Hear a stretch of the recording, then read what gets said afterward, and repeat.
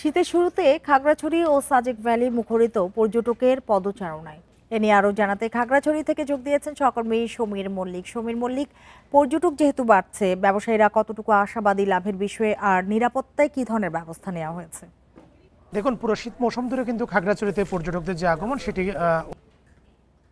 যে কোনো সময়ের তুলনায় বেশি থাকে, কিন্তু আজকে 16 ডিসেম্বরকে কেন্দ্র করে কিন্তু আমরা দেখছি সকাল থেকে খাগড়াছড়ি যে সমস্ত পর্যটন কেন্দ্রগুলো রয়েছে, বিশেষ করে আলুটিলা, রিসাং ঝর্ণা, জেলা পরিষদ পার্ক, মায়াবিনী লেক, এই সমস্ত জায়গাগুলোতে কিন্তু পর্যটকদের আগমনটা বেড়েছে এবং জেলা প্রশাসনের পক্ষ থেকে সকল ধরনের পর্যটন কেন্দ্রে পর্যটকদের যে প্রবেশ ফ্রি সেটা একেবারে উন্মুক্ত করে দেওয়া হচ্ছে।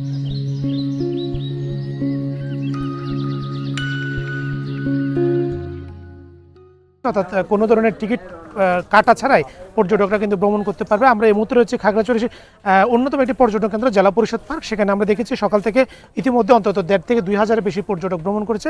এখন যেহেতু একেবারে মধ্য দুপুর,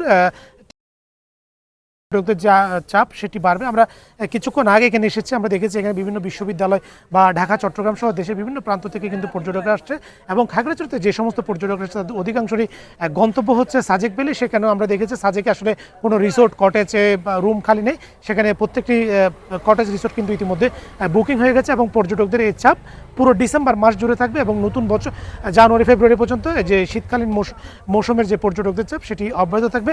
এবং পর্যটকদের নিরাপত্তা, এখানে ট্যুরিস্ট পুলিশের পক্ষ থেকে সব ধরনের নিরাপত্তা নেওয়া হয়েছে। বিশেষ করে যে সমস্ত পর্যটক বেড়াতে যাবে সেখানে কিন্তু ট্যুরিস্ট পুলিশ তারা নিরাপত্তা দিচ্ছে। এখানে তাদের একই সাথে টহল টিমও কাজ করছে এবং জেলা পুলিশ কাজ করছে, একই সাথে ট্যুরিস্ট পুলিশ কাজ করছে, যাতে পর্যটকরা নির্বিঘ্নে নিরাপদে তাদের যে ভ্রমণ সেটি শেষ করতে পারে। এই ছিল খাগড়াছড়ি থেকে পর্যটন নিয়ে আমার কাছে থাকা সবশেষ। সমীর মল্লিক, আপনাকে অনেক ধন্যবাদ আমাদের সাথে যোগ দেওয়ার জন্য।